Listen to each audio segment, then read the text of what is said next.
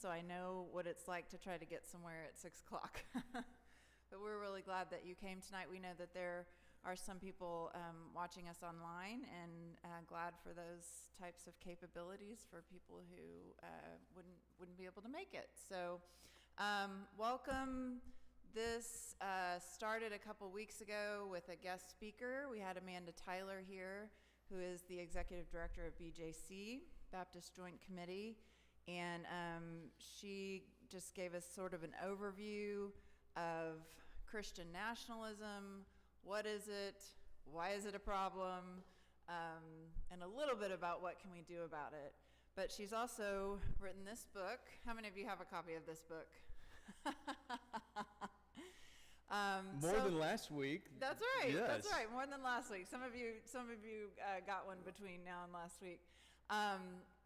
So I've only read as far as we're talking about tonight. I'll admit that, but I am so thankful that we're doing this and that I have this accountability to read this, because it is helping me personally feel like, not that I have a handle on all of this, but we have camaraderie with each other. We're learning that some of the same things. I'm reminded often how thankful I am to be at Broadway. One of the points in one of the chapters is talk to your pastor about mentioning Christian nationalism from the pulpit. I was like, well, we're there, and I'm really thankful for that. I'm so thankful for Ryon's bold leadership at a time like this. So tonight we will be talking about 3 chapters, chapter 3, 4, and 5, and then next week will be our last book study session, and we'll finish up with the last 3 chapters of the book. A couple of things I wanted to mention. Maybe 3 or 4 weeks ago, I joined on Facebook the Facebook group Christians Against Christian Nationalism, which is overseen by BJC, and it's very interesting. That may be something, a group that you would like to join. Of course, some of it is upsetting, but also just interesting to see what other people post and what BJC posts. Another resource is BJC on Facebook and Instagram, and then their website, bjconline.org. Today I got their email just through their newsletter through my email, and just a lot of interesting articles in there. They have a magazine, I think it's called From the Capitol, that can be delivered to you. So those are just some resources for you to check out. How many of you follows Christians Against Christian Nationalism already on Facebook? Yeah. All right. Well, one of the things Ryan and I were talking about getting ready for tonight is it's interesting to read this book now. So it was written in 2024. You said before Trump was elected. Is that correct? Yeah. I think it was published last summer, maybe. Yeah, so 2024. So to read this book today feels a little different maybe than when Amanda wrote this. And that's one of those questions I would like to go back a couple weeks ago and ask her, because obviously the things she's citing and talking about are very concerning, and then we place ourselves in today and we think, oh, we didn't know. So some of that we'll talk about tonight. The format we did last week and we'll do tonight is kind of give an overview of the chapter. Some of you have read it, some of you haven't. That's fine. I think it's beneficial to come even if you haven't read the chapter, so don't worry about that. But we'll give a little bit of an overview of the chapter. Ryan and I might do a little chatting back and forth, and through all that, we will have some questions that we would really encourage you to give us your thoughts. What are some of your thoughts on what you've read? What are some of your experiences that you're experiencing in your everyday life? Part of the benefit of coming together in a place like this, in a group like this, is we know we're not going to find all the answers. Maybe we'll find one or two, but but we're together and we process together and we have that connection with one another in a time that's difficult. So we hope that there's some of that you can take away from your time here this evening. So starting out on a really light chapter 3, step 3, denouncing violence. Oh, I love the idea of saying a prayer. Ryan, will you lead us in a prayer? I sure will. Okay. Thank you, Emily.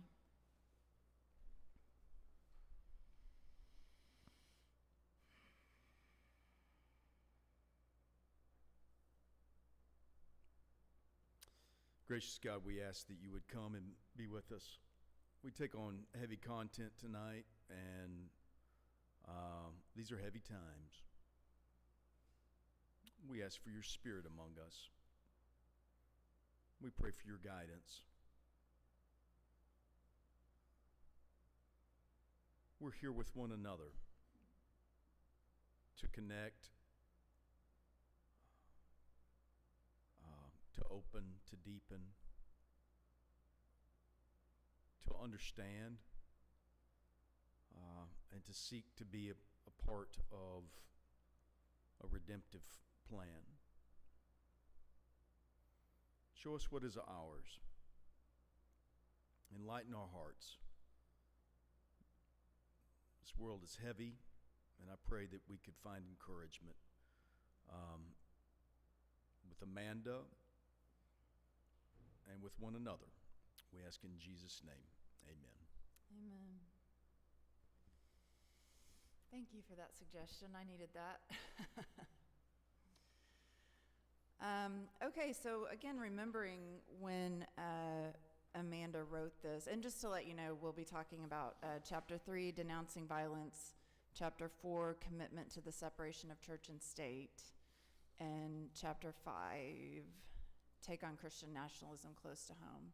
So I think more so Ryan and I were interested in chapters 3 and 4, so hopefully we'll get to part of chapter 5, but we'll just see what time it is. So again, thinking about when she wrote this, she starts out chapter 3, denouncing violence, talking about Unite the Right rally happening in Charlottesville in August of 2017.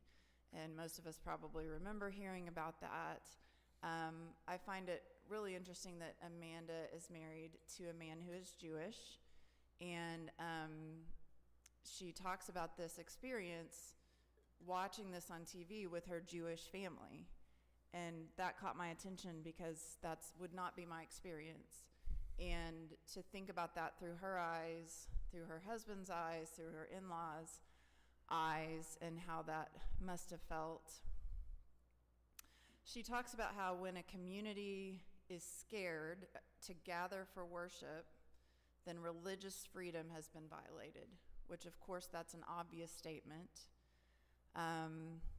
She talked about how this was normalized by our president at the time, President Trump, who said there were very fine people on both sides. And most of us remember that. And as Ryan said today, that was the first Trump, and now we're in Trump 2.0. And while that statement, I mean, Amanda really talks about the feelings that she went through after that, was so terribly disheartening to think about how much more normalized things are. There is the attempt to normalize this kind of talk and behavior now. She mentions the Tree of Life synagogue and how this was the deadliest attack on Jews in U.S. history, which I didn't realize, which was in 2018. In America. Yes, that's what I meant. And then the mosques in New Zealand, 2 mosques, and a Jewish community that was attacked near San Diego 5 months later than that. And she was talking about how all of these were connected.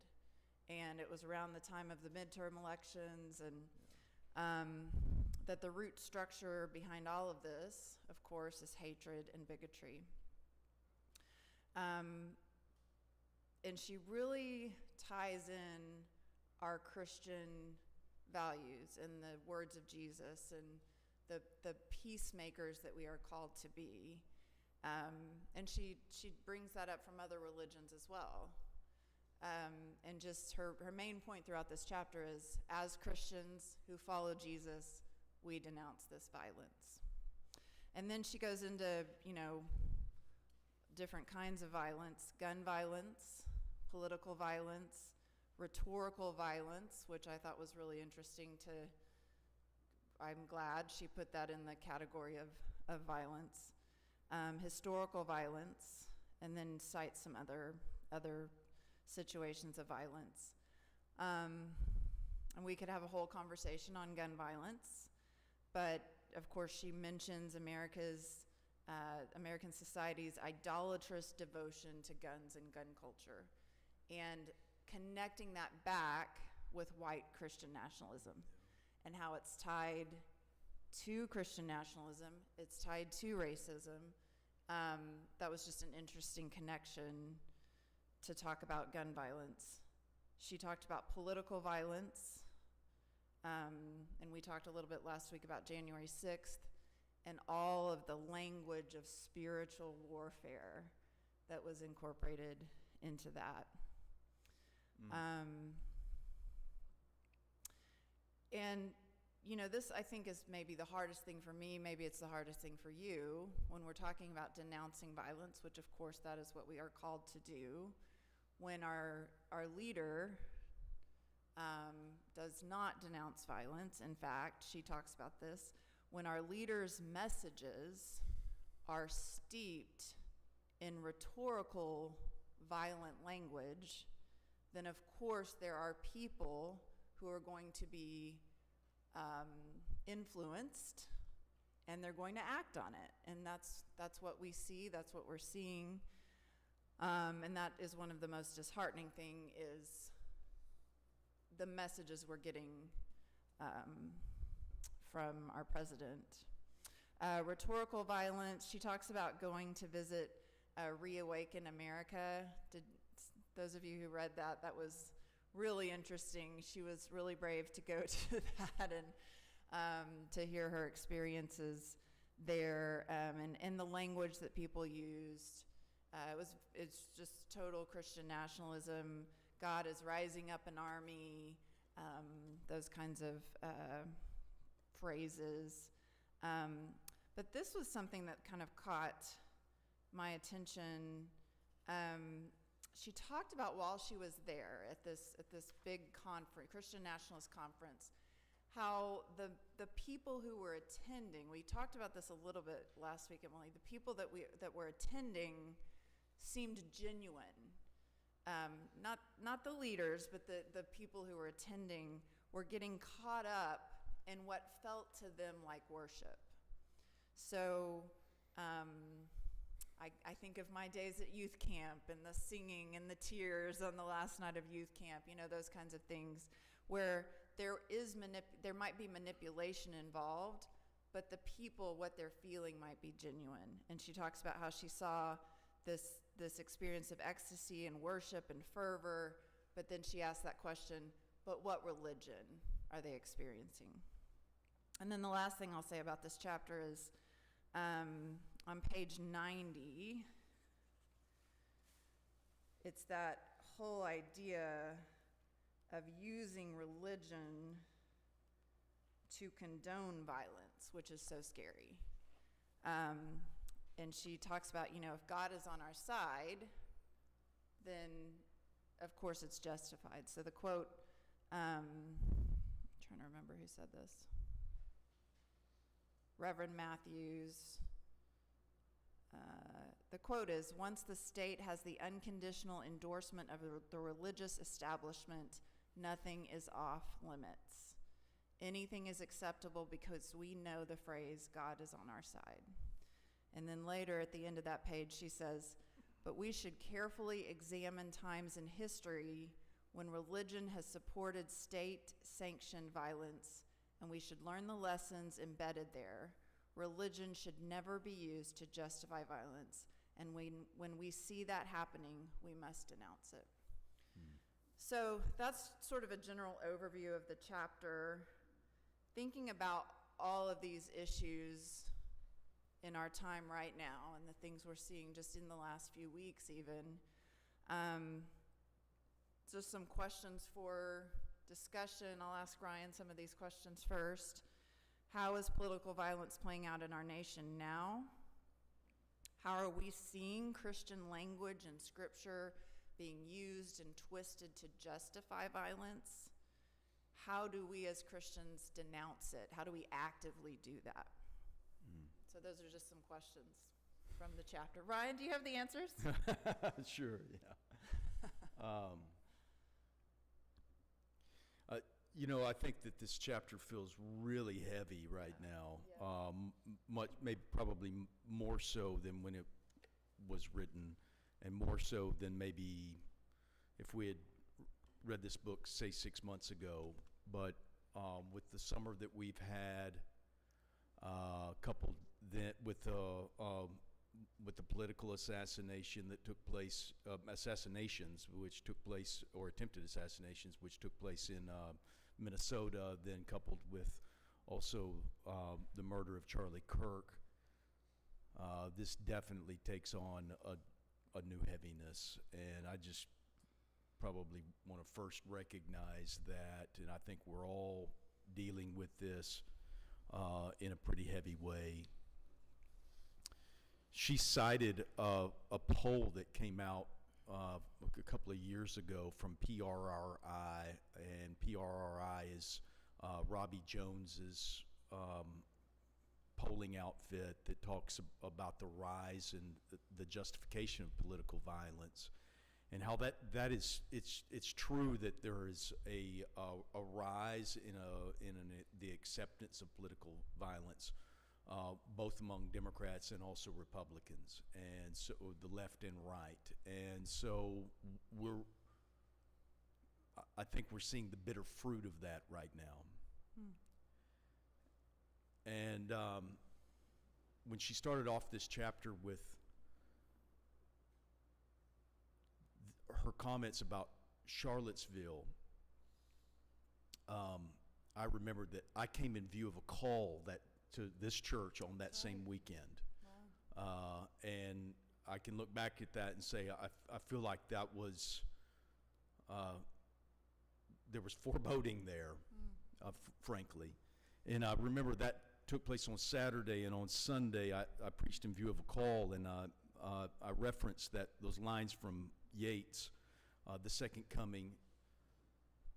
Turning and turning in the widening gyre, the falcon cannot hear the falconer. Things fall apart, the center cannot hold. Mere anarchy is loosed upon the world. The blood-dimmed tide is loosed.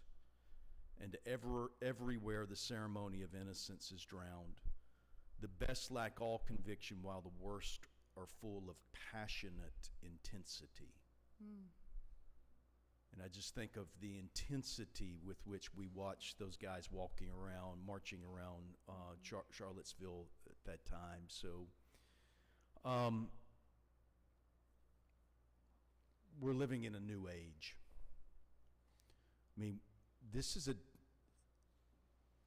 I think it is a substantively different age post 2017 than the one a lot of us grew up in.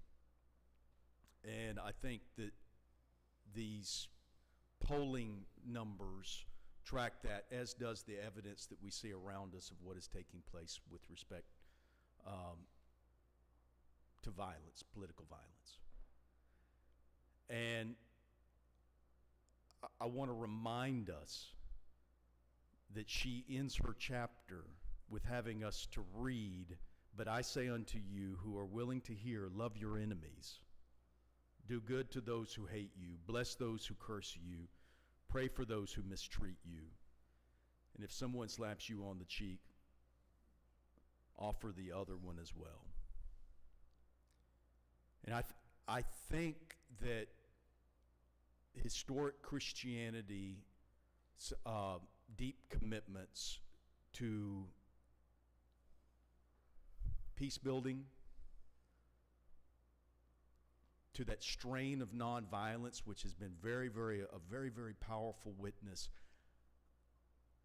we have to, she said last week, we have to double down and reground ourselves in love.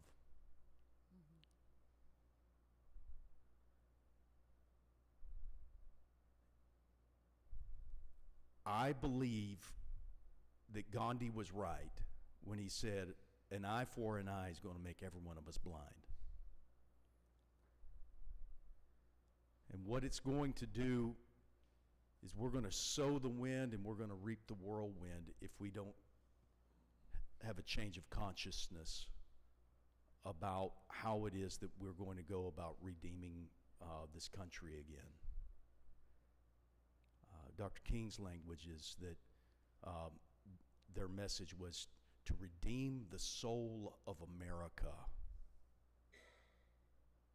through nonviolent, redemptive acts of love. But I'm telling you, I'm seeing a lot of this violent stuff all over the place. And we heard a speech yesterday from our Department of War, Secretary,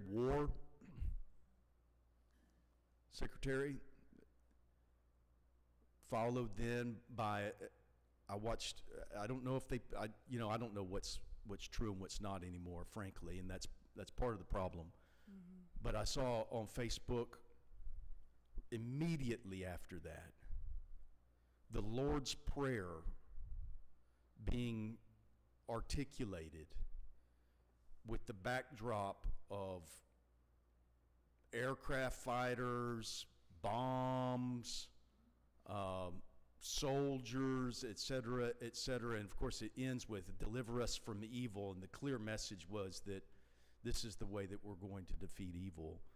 But I for one, I don't believe that is how evil is going to be defeated in the United States of America or the world. And a lot of y'all probably don't know this, but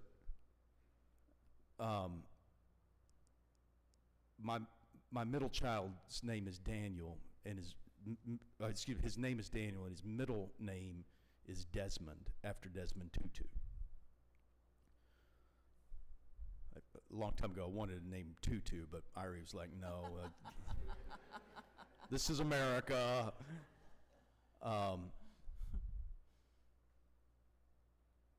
I've gone back and started rereading a lot of Desmond Tutu these last 2 weeks, and am grounding myself in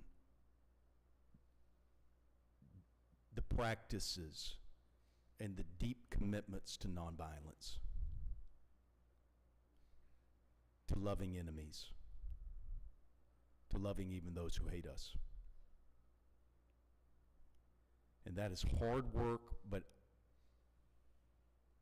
I think that if we end up anywhere else, we're going to see grave conflagrations in this country.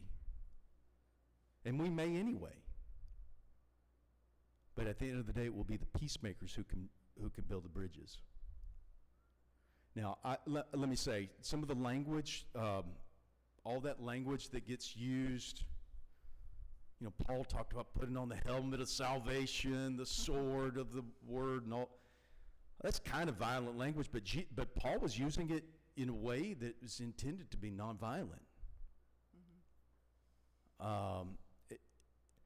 And Lord knows I love the Battle Hymn of the Republic. I mean, I disagree.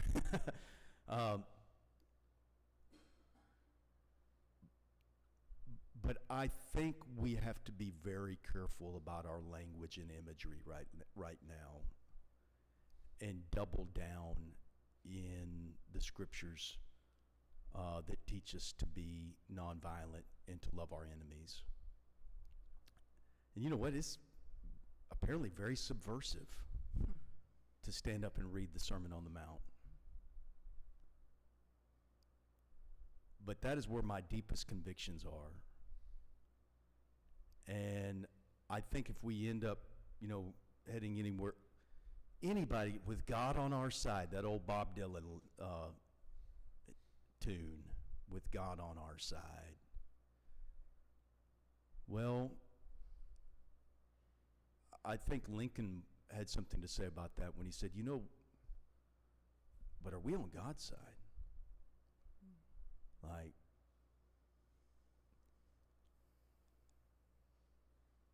I'm seeing so much justification for violence and this sense of us being God's ordained soldiers, literally.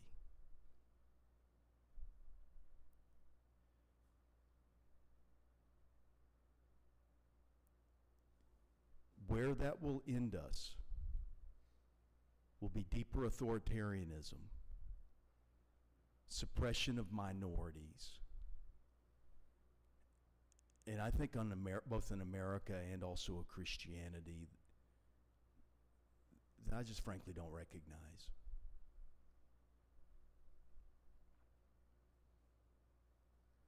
I'm doubling down on MLK, Desmond Tutu,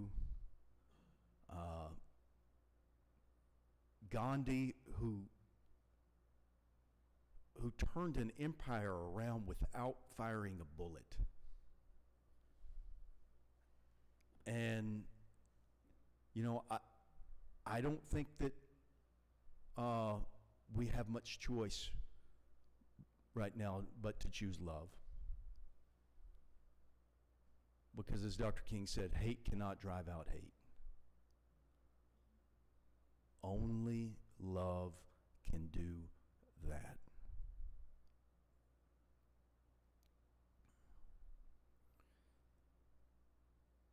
Our kids are steeped in watching all this violence, and things are taking place all around. It really, really gravely concerns me.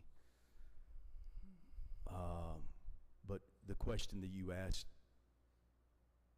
Jennifer, is what kind of Christianity, or I think, Matt, what kind of Christianity?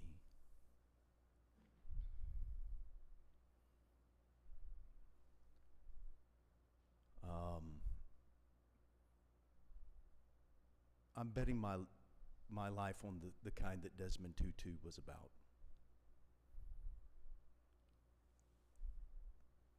And I think it's the only hope that we have for a future that includes all of us. Because everything else is a zero-sum game. It's a heavy topic. Yeah. See a hand. See a couple of hands. Hey, we've got a microphone. We might. Get Luke to help us out. Thank you, Luke. Yeah, we're going to, it is important to have the microphone. A couple of things. One, just because there are people watching online. And two, there are people watching online, so careful what you say. So. Yeah, cross-examination's no fun. Oh, it's not on. Let's maybe.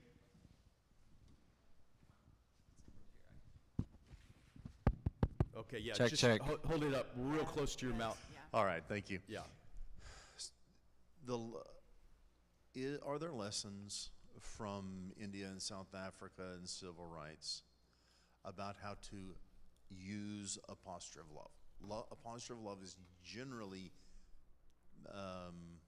not as active as a posture of hate. It's more receptive.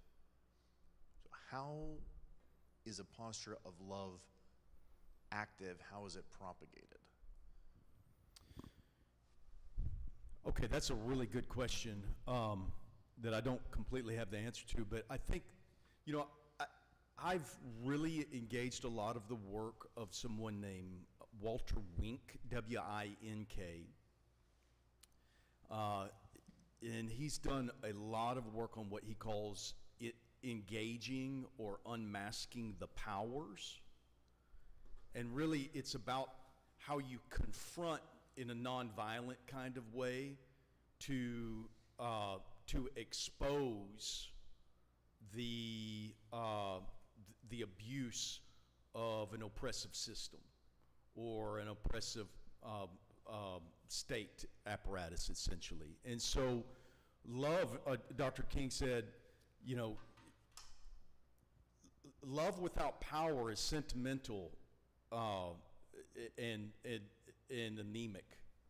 So it has to have an element of power to it, even though I know she said in her book, or maybe in the talk, don't choose power. But I mean, there's got to be an element of power that's involved. But I think it's confrontation that's in a nonviolent kind of way exposes. And so that's what happened, like, say, in Alabama. You know, the people started seeing what was happening with the dogs and the hoses, et cetera, and it really unmasked the ugliness of the powers. I think that same thing took place in South Africa as well. Like, the whole world started watching what was happening on television and began putting external pressure on. I don't think we're in a place where what we call moral suasion is going to have much of an effect on this administration, or all the way down, of like, oh, let's just, you know, let's be nice. I want you to come to your better sense of yourself, that kind of thing. I mean, you can articulate that, but I think without some kind of external pressure, whether it be economic boycotts, et cetera, things of that nature, folks deciding that maybe Fort Worth's not a good place to come and this is what happened in South Africa, what was called constructive disengagement, which is really basically say, we're not going to put our companies there, we're not going to engage in travel, tourism, et cetera, and to really try to bring about change. And that has to be necessitated by an act of power. Frederick Douglass says, nobody gives up power just on their own, by their own merit, will, et cetera. Most people, oppressive systems, have to be compelled to do so. So I think that some of that language of unmasking, seeing, all of that puts some kind of pressure that's important now. But it's nonviolent, because the moment you act violently, then the whole world can shrug and say, well, you deserve it. You know, that's, oh, of course, this is what states do. They crack down on people who act violently. And that's true.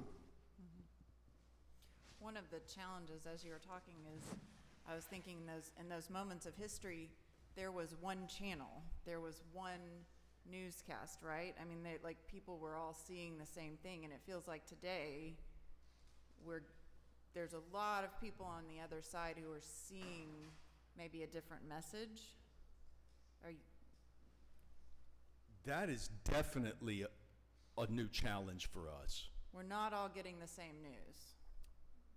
That is depending on where right. We're getting our news. Yeah, that is definitely a new challenge. It's something I saw yesterday or today that is kind of in line with that power, and the power doesn't respond to just kindness, was a meme that said, just because we practice the golden rule doesn't mean that the other will treat us as we wish to be treated. Oh, yes. Mm-hmm. It does not remove from us the responsibility to treat others as we wish to be treated, but it's not a guarantee for us. Yeah. That is definitely true. Other comments or questions, either one? Thank you, Luke, for... Thank you. I hope this comes out correctly, because I was sitting here trying to organize my thoughts. But so I was born in 1987, and I do remember a time before school shootings. I do remember feeling safe in school. But I will say, I think since 9/11, I feel very fatigued. event fatigued. Like, I'm tired of living through historical events, right? And I think so many people are desensitized to all of the events because it's just so much and it's constant, and there's someone dying all the time. And I will say with, Charlie Kirk, I disagree definitely with a lot of the things that he believed. I absolutely don't think that it's great that he was murdered the way he was murdered. But I will say that I definitely felt that day, and that's terrible to say, but I'm being honest, that I just am hearing it so often that I just don't, it's a struggle to feel like a deep level of empathy because it's just constant. And I think that at times has been misinterpreted by the other side of the aisle, in which they're seeking for us to, as Christians, feel this bleeding and dying feeling like this is so horrible. And I think we think that, but it's just hard to feel it sometimes because it's just a constant, experience of people dying, right? And war and all the things that are happening in this world. And so I just wanted to throw that thought out there. But I wanted to speak to something that he was saying. I am in a spot of not fighting as hard. I think of the other side of the aisle sort of like when my kids were toddlers and they threw a tantrum until they fell asleep, right? For me, I think, it is exhausting to fight and to throw the tantrum they're throwing. I think at some point, some of them will tire, and there's probably about, these facts are based off of nothing, right? 20% of them, let's say, that are really, really understanding the entire movement and believe in every single part of it. And the rest of them are in it for one or two reasons. And as there are other reasons, or as there are other things that are really important to them, as they see that this administration is going against them or it no longer benefits them, I think unfortunately that may be one of the only ways we see more people leave, is as it personally impacts them. And I think my thoughts, and I'm no one, I'm just giving you my opinion, is for me to just stay really grounded in what I believe is right and being the type of Christian that I think, or trying to be the kind of Christian that I think God wants me to be, and trying to be an example to other people who are thinking Christianity is this other movement, and hoping that there's an opportunity when they fall out of that to be around, right? When they realize that. I think it's really hard. I think we all want to do something. We're we want to change this, we want to stop them. But I think realistically, you can't fight every single front of this battle. True. And so that's how I see it. That's how I see that. That's the angle I'm taking, whether, I don't know if that's right, but. Yeah. Thank you, Danielle. I just want to note, fight the battle. That's a language that,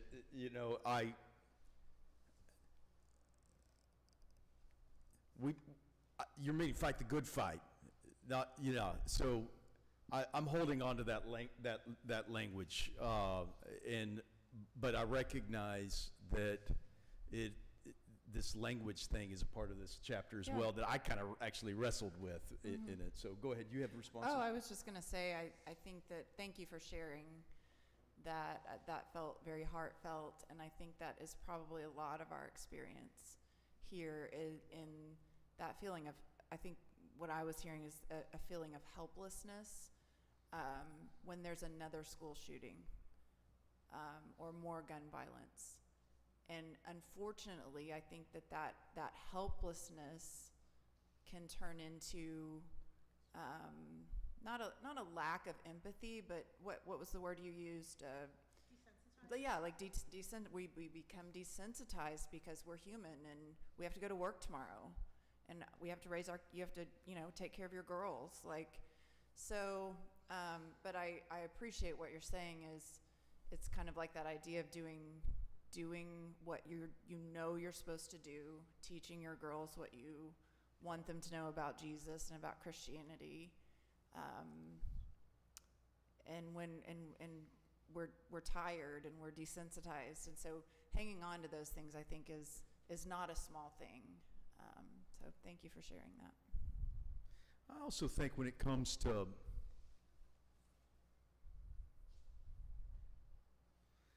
Y'all, I really believe that God wept and weeps about what happened to Charlie Kirk.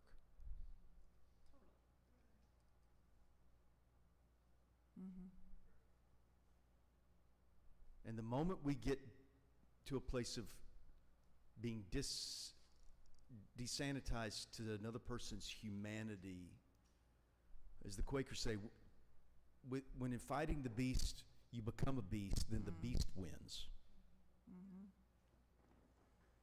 And I think the part of how we hold on to humanity is finding ways to continue to pray for our enemies in creative ways and in redemptive ways. I think that grounds us in love if we can think of people who are on the other side and humanize them.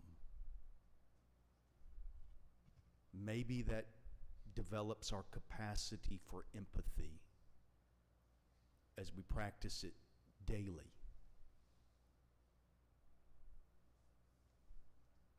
We don't have to start with the worst offenders. Maybe just, maybe just our in-laws or something. I don't know. They could be they could be.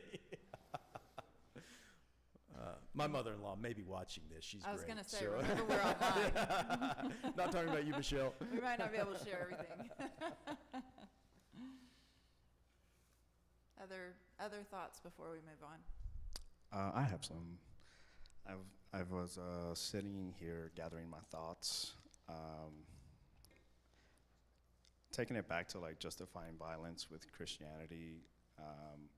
When I think of the Christian nationalist movement and like the spirit of hostility that it carries, and that is contrary to the message of love that Jesus teaches us.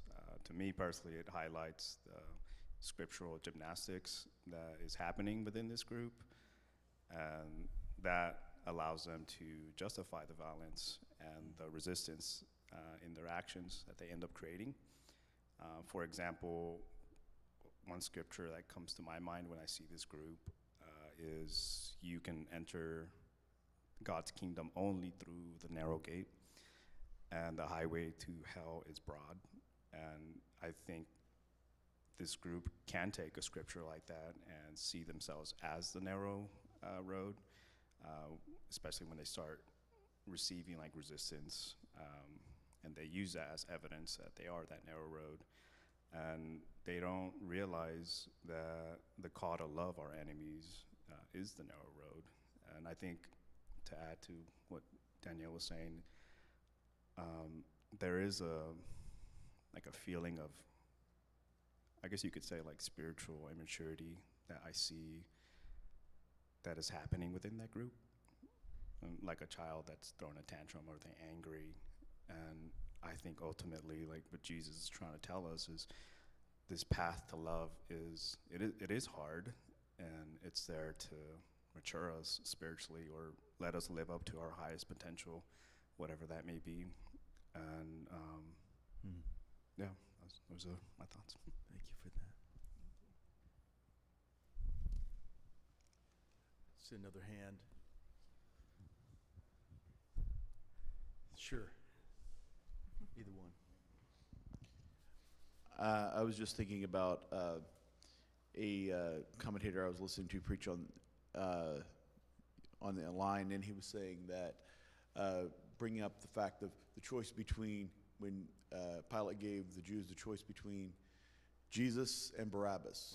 Jesus preached a way of peace, love, acceptance. Barabbas was an insurrectionist. He was someone who's engaged in political violence, and they chose Barabbas. And he was talking about the fact that who are we going to choose? Are we going to choose the way of Jesus, or are we going to choose the way of Barabbas? Yeah, it's a very important, very meaningful scripture in these times. By the way, that was the only election ever taking place in the New Testament. The only thing they ever voted on. They didn't even vote on their leaders. It was Barabbas. But Barabbas means son of the Father. So he too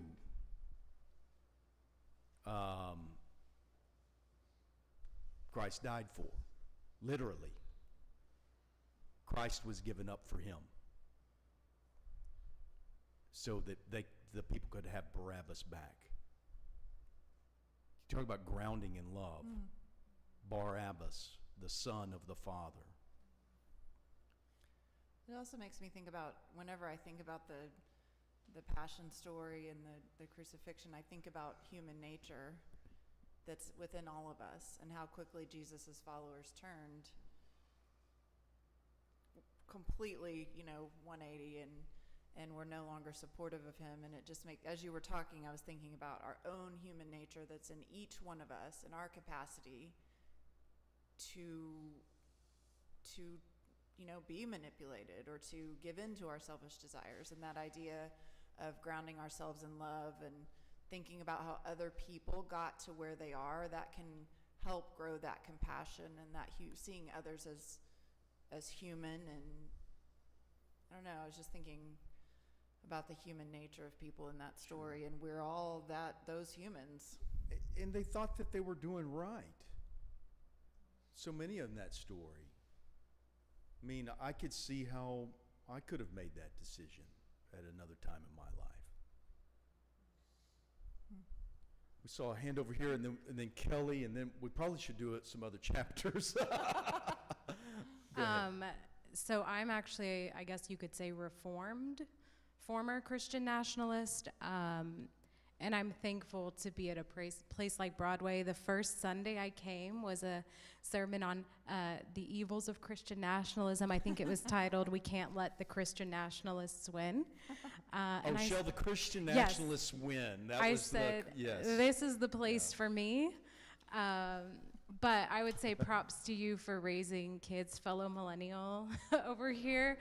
And I think the greatest act of resistance that my husband and I do is raising our son, and it's very difficult to be fighting against the narrative they're getting constantly, to be counter to that. And again, thankful to be at a place here where I can sit and have this discussion and know that my son is learning these same basic concepts of empathy and things like that. But I personally believe that Tolkien, J.R.R. Tolkien, is a prophet. And I resonate a lot with when Frodo is at the end of the line, and he says to Sam, I don't know that I can do this anymore.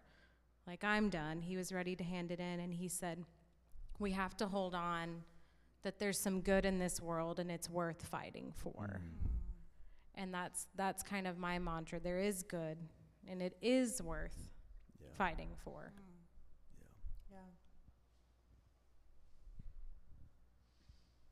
I think I ground myself in Augustine's teachings that there remains good in all, that evil is good twisted in some kind of way. And I really think that's true about Christian nationalism, is that there's a lot of things that are good, but they're just twisted. But no one loses that imago Dei, that image of God inside of them. And I think that's an important thing to hold on to, that there's good in the world. Hello. And, Alma, good to see you. Alma Ruth has joined us. Kelly, you had I believe this is the last one until we continue. Sorry. No, don't be sorry. I had a couple things. I was thinking about what she said about being exhausted. And can you hear me now? Yeah. There we go. I remember when Trump was elected the first time, and we all told ourselves, or at least I did, that this is not who we are. This is an aberration, right? And if we just got out there and marched on the streets and spent all our money and made a lot of phone calls and worked really, really hard, well, we would be able to reverse it. And then to have this happen again after everything that had been on full display for everyone to see. It was one of the more demoralizing things, I think, that all of us felt. And you really felt like, okay, well, apparently this is who a lot of us are. And it was very difficult to even think about getting engaged again. It's kind of like, why? It is so important to have times like this, and Pastor Ryan actually was very helpful when you preached about,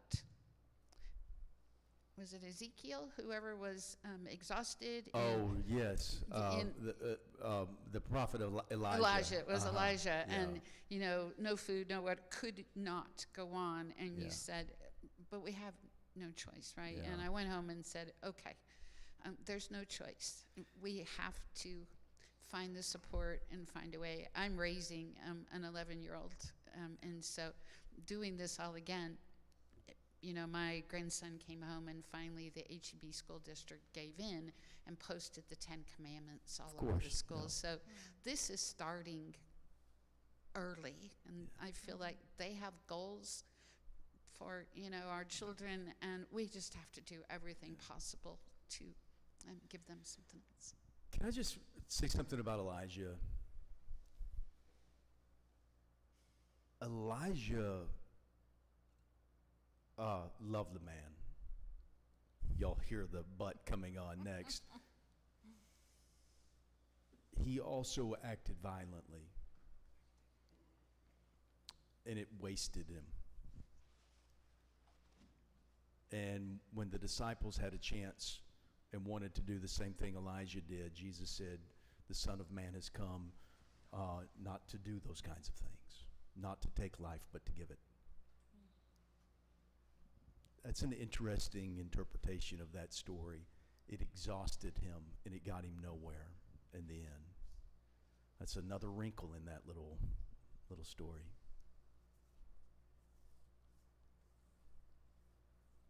Alma Ruth, good to see you.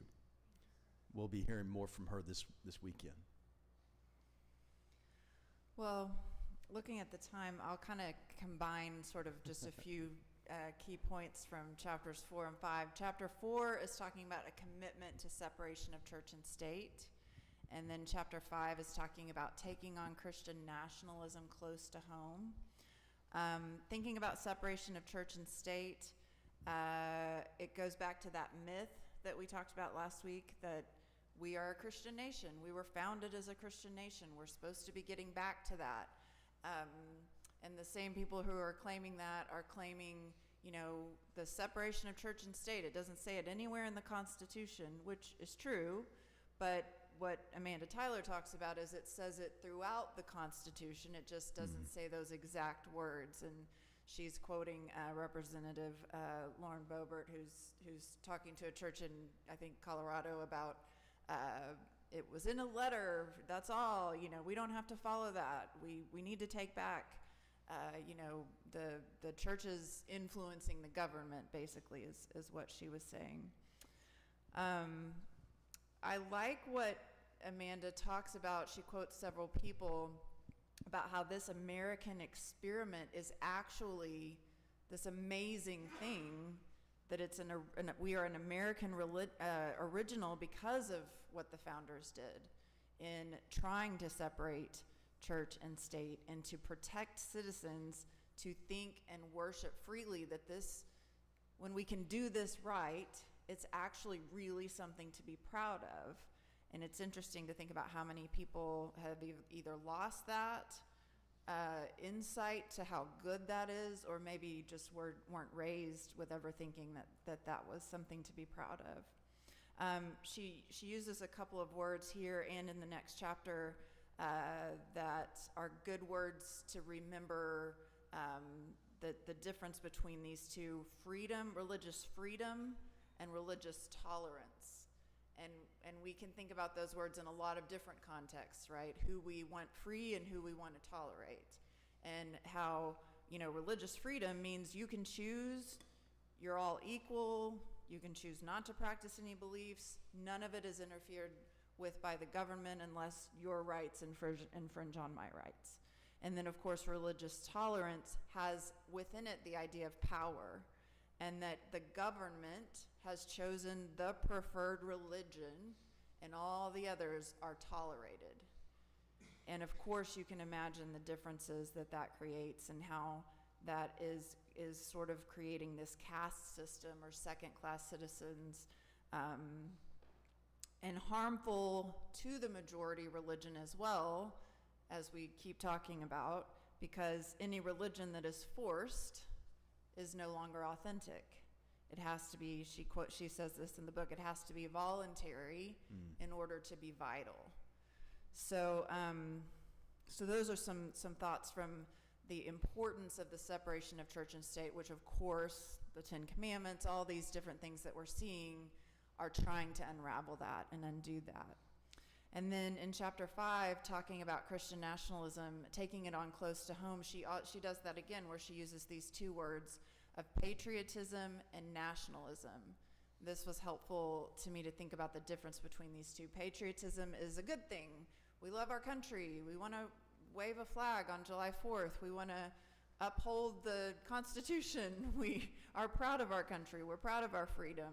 It's not forced either. You can choose to show that pride or not, or have that pride or not. Where, of course, nationalism is a demanding of supremacy over other allegiances, requires conformity. There's no room for dissent. She talks about an author that is talking about the rise of fascism in Europe in the 20th century, early 20th century, and how what became nationalism was not just love of country, but hatred of other countries, hatred of other people groups, and that very scary line between patriotism and nationalism. She says we need to take on Christian nationalism from the pulpit. Sounds like that's glad I preached that sermon when Aaron showed up that one day. Yeah. She quotes Reverend Victoria Rob Powers, who's the pastor at Royal Lane, and that's Amanda's church, correct? It is. So anyway, I won't take the time to read that, but a long, really good quote from Reverend Powers relating Christian nationalism to Christ the King Sunday and how we can reclaim that back. It's been somewhat taken by the Christian nationalists. And she talks about inviting conversations with those we love. So we think about our family members, which I hear over and over and over again about, friends and members of our congregation who are struggling with very close family members who see things very, very differently. That's painful. She talks about how do we do that? How do we engage those conversations? She talks about Dr. Cooper White's 3 questions, which I think are really helpful to think about where do we put our energy? Because there may not be a lot of hope with certain people, but maybe there is more hope with other people. So the questions are, am I the right person to be having this conversation? Is this the right time? And is this the right place? And I think those are helpful conversations because it sometimes we might feel like it's all on me, and it just can't be. We're dealing with a lot, and that may not be what we're called to do in that relationship or that situation, or it may be. I think, she talks about just relationships, things we already know, but it's good to be reminded of. Trying to put ourselves in someone else's shoes. How did they get to this place? How were they raised? What kind of church did they grow up in? What kinds of things have happened in their life that have brought them to this point and brought them to this viewpoint? And approaching others with humility and genuine curiosity. Makes me think of Jen Nelson. I forget which book we were studying, but Turn to Wonder. Turn to wonder, yes. Turn to wonder. Turn to wonder when we're struggling with someone that we disagree with. But for me, these were really good practical things to remember in thinking about people that we love, and even maybe people that we aren't super close to, but we're friends with, we're acquaintances with, they're our coworkers. How do we go about these kinds of conversations in loving, Christ-centered ways, without putting too much pressure on ourselves to try to change someone that's not going to be changed? So just some questions that I'll throw out there for some more good discussion. Thinking about your experience with separation of church and state, when did that become important to you? I remember as a young adult, I was like, oh, that's really important. I care about that. I'm not sure I thought about that as a child or a youth. What concerns are you seeing, and how can we advocate for continued, she says commitment to this, commitment to separation of church and state. And then from chapter 5, have you experienced fruitful conversations with someone who deeply disagrees with you? Do you have anything to share from that? This is kind of a bigger question. We'll see if we get to it or not. But this idea of social media, how helpful is it? When is it helpful? When is it unhelpful? That's something I'm wrestling with. And then how do we find opportunities to engage people if some of us maybe aren't around a lot of people who disagree with us? So that's a lot. Ryan, do you want to respond to any of those before we pass the mic around? Probably I would just, I think I've talked a lot, so I think it'd be good to hear from some other people. But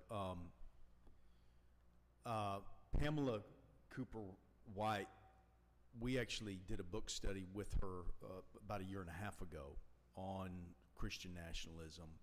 And her take was kind of it's been helpful to me, is a triage mentality. Granted, that does kind of presume that you're the doctor and the other person's the patient, but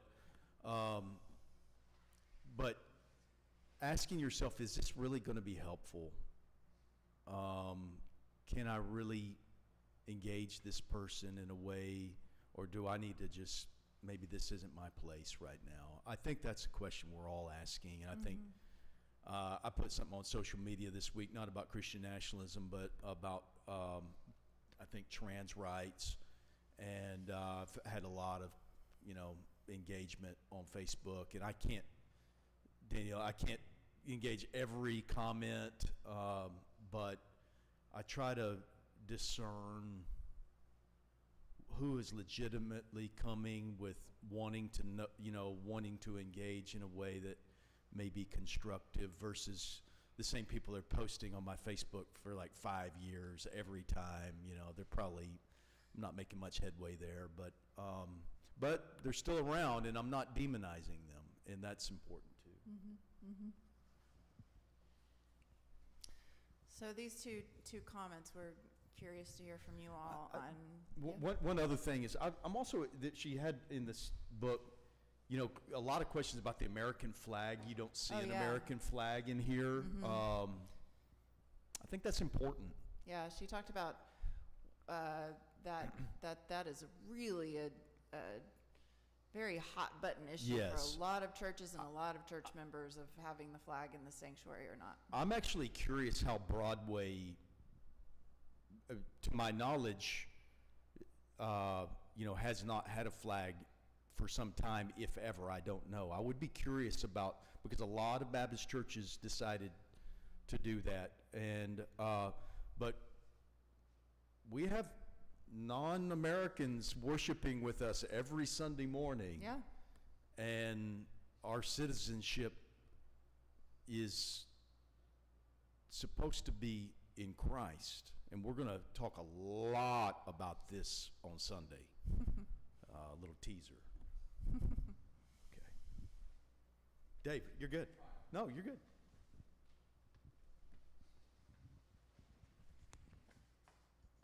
Thank you.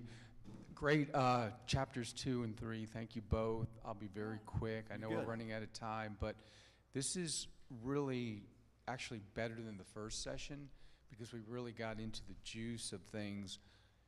And while I appreciate the nonviolence using India, Gandhi, and the spread of that, I don't see the U.S. as being able to be so unified to do such a thing. And it's very, outside of these four walls, it's really, really difficult, if not insurmountable, being real, to engage people that are not philosophically, spiritually on the same page. It really is. And I think, and I'll stop in a minute, I think the only true way to affect change in our lifetime is through political support and grassroots support of the things that we're talking about. So anyway, thanks. I think that's a great point. And I would like to say something to that here, maybe at the end.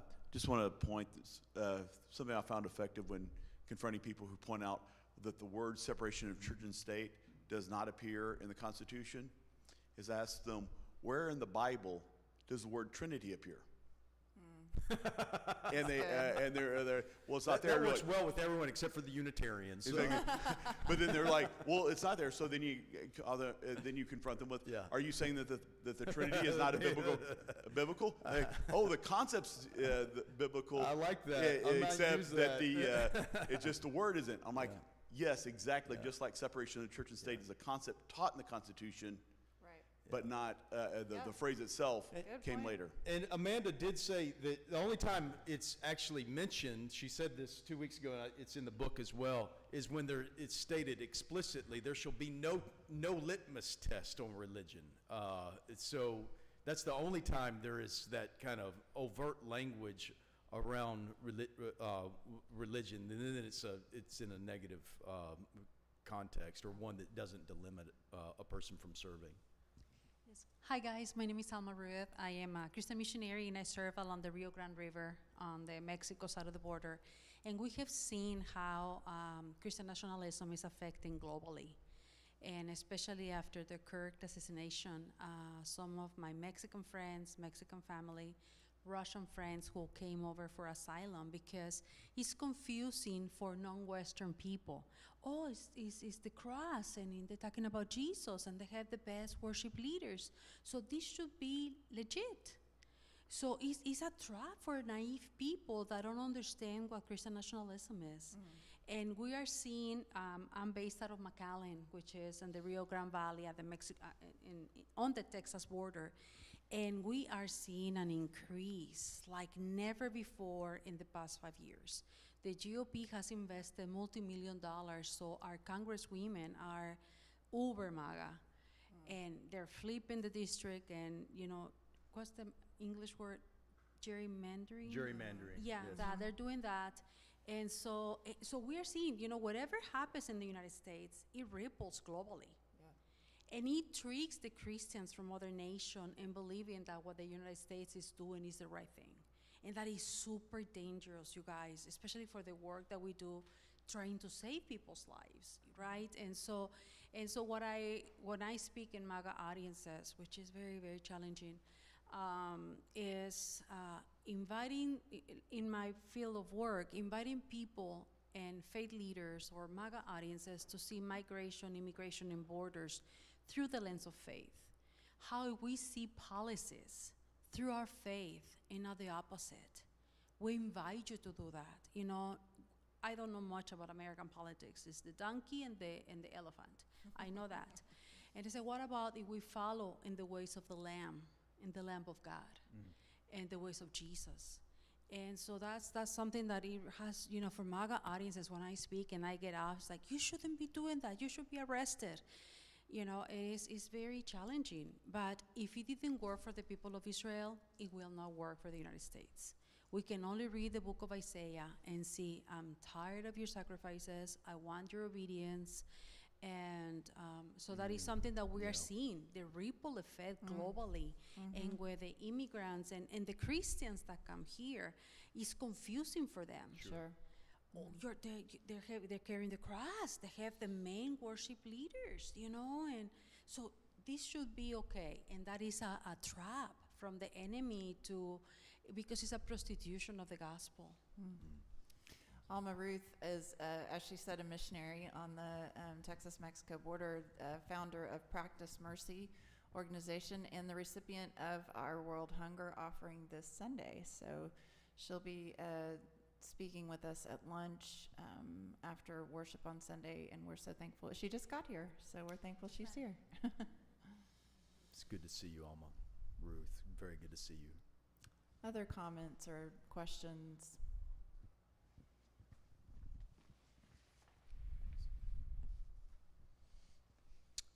On the topic of separation of church and state, somewhere where this book led me was realizing that the separation of church and state is very much, I would argue, Christian. And you can see that in the Bible, like with Jesus and the Pharisees being more of a legalistic system, and Jesus obviously being who he is. So I didn't expect to land there, but I just thought it was so interesting. I see like the parallels between like the Pharisees and like Christian nationalism. Yeah, she, I think she closes the chapter with that text. Is it legal to pay taxes to Caesar or not? The trick by the Pharisees. Mm-hmm.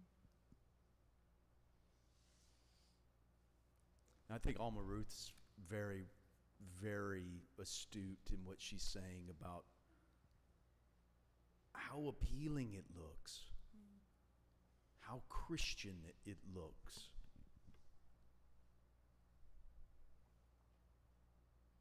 But the sacrifices, the worship, the praise and worship, and yet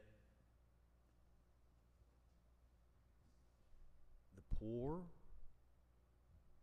the stranger, the alien among you,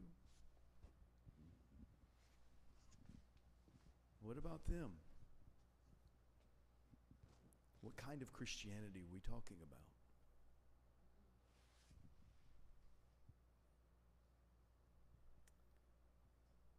Other comments or questions? We're about to wrap up, maybe a couple more minutes. I think thinking about missionaries, Alma Ruth, I think of who I grew up with in my evangelical Baptist church, learning about missionaries, and they were doing, the ones I learned about were doing good work and important work. But so often, I think, again, in my evangelical background, some of the focus, I said this last week, and I keep coming back to it. It's just something I think that is a part of this. So much of the focus of if we think of the history of the missionary movement was saving souls. And as long as souls were saved, then the work was done. So one of the things that is appealing of, preaching the gospel until all have heard, which, I have a missionary friend who I've heard her say that, preaching the gospel until there's no one left who hasn't heard the gospel. But I don't remember a lot growing up learning about what kind of missionary are you if you are feeding people and loving people and learning about their culture and learning about their religion, and are you successful if you haven't saved them? So I just think that's interesting, thinking about the kind of missionary Alma Ruth is, and others that we follow in CBF and other organizations, and really over the course of my adult life, broadening that idea of what is the goal of a missionary, what is the goal of sharing Christ's love in real and practical ways. And thank you, you're such an example of that. Well, it's probably about time. I want to engage Dave's question just real quick.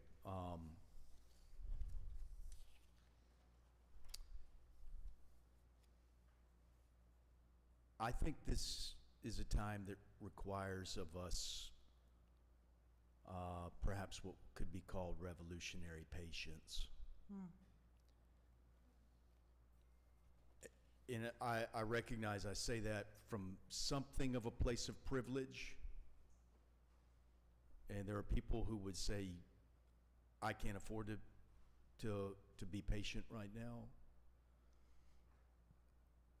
But I think I'm actually speaking from a place of recognizing the depth of trouble I think we are in. And what a challenge it's going to be for us to turn this thing around and how long it's going to take. We didn't get here overnight. We've been going in the wrong direction a long time, and now people have exploited things and are in positions of power. And I'm remembering Jeremiah saying, build houses for two reasons. At the Babylonian exile, 2 reasons. Build houses, one, to protect yourself, because you're going to need arrangements that sustain you, relationships. And 2, because you're going to be there a long time. Plant gardens. And I think that's one thing to consider. I think it's real. I think a lot of folks I know felt like if we could just go down to the commissioner's court and tell those people with good arguments, they would listen to us and see the error of their ways and turn around. And that's a different time.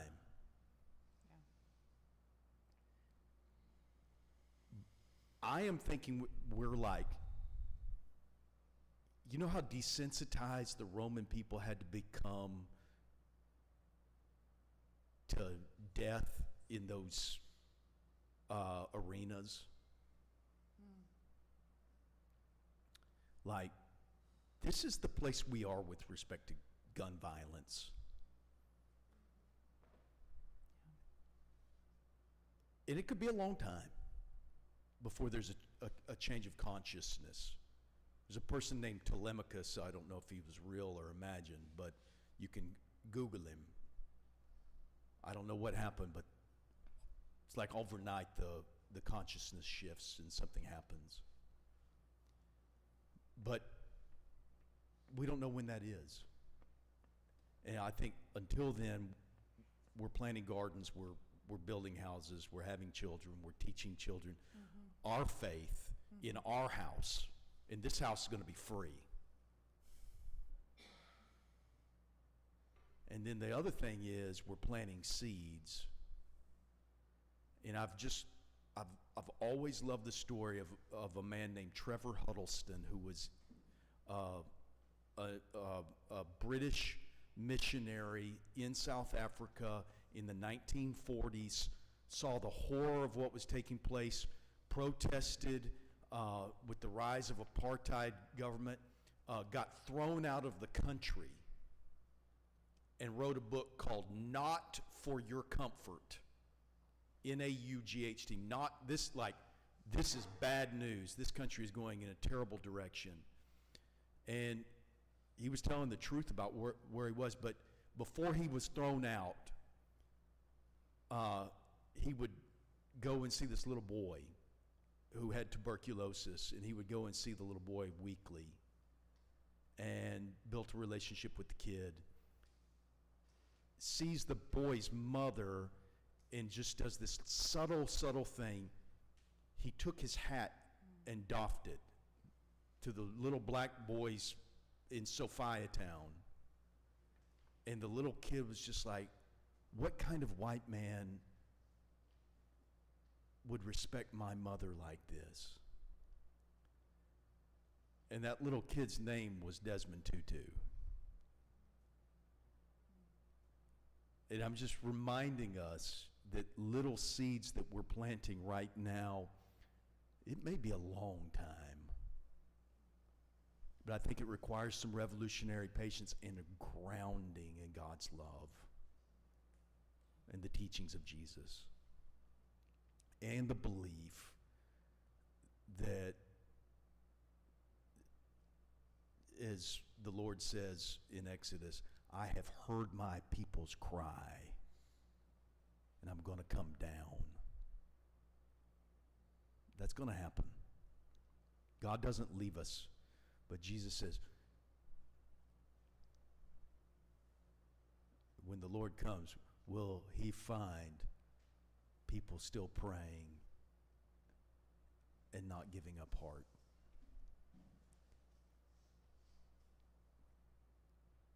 Build houses, have babies, get married, get gay married, teach your children,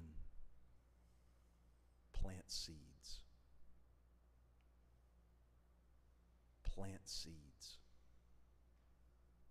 Believe in the smallest acts of love, because that's where the kingdom of God is.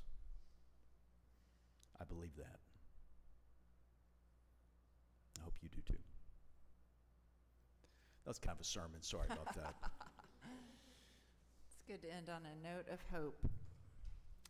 Thank y'all for coming. So we'll have one more book study conversation next week on the last 3 chapters of the book, and we hope to see you back next week. Thank you for coming. And come here, Alma Ruth, on Yes, Sunday. please come to worship. We'll have a wonderful worship service, and then Alma Ruth will be speaking to us at lunch. And if you want to go to the Journey for Life Sunday school class, she will be speaking there during Sunday school. No, you're not.